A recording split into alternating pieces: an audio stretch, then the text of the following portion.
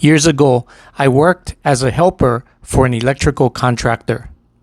One weekend, we were installing new conduit in an existing building. The pipe went through several concrete walls, and it took us all morning. At about lunchtime, the boss came, and we were shocked when he told us that we had installed the pipe in the wrong place. One of the journeymen finally spoke up and said that he knew we were installing it in the wrong place, but he was afraid to speak up. Everyone on the job site was upset.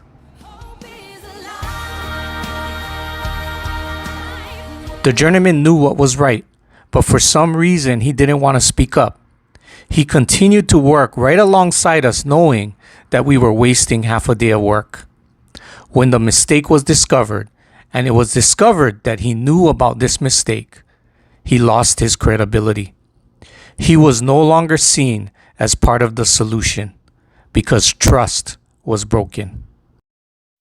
When we live a life that looks just like the fallen world, we are just like that electrician who continued to work knowing that what we were doing was a mistake.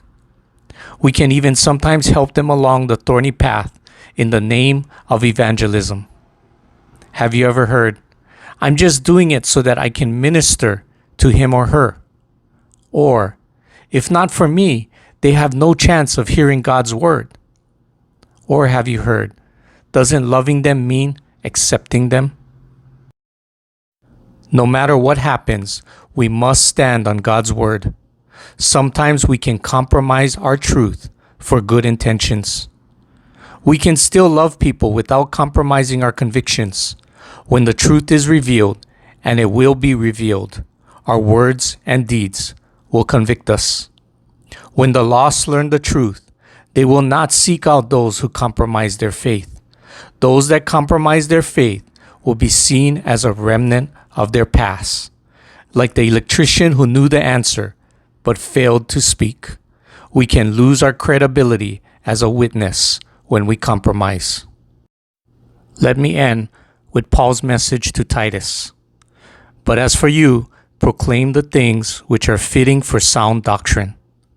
In all things, show yourself to be an example of good deeds, with purity in doctrine, dignified, sound in speech, which is beyond reproach, so that the opponent will be put to shame, having nothing bad to say about us."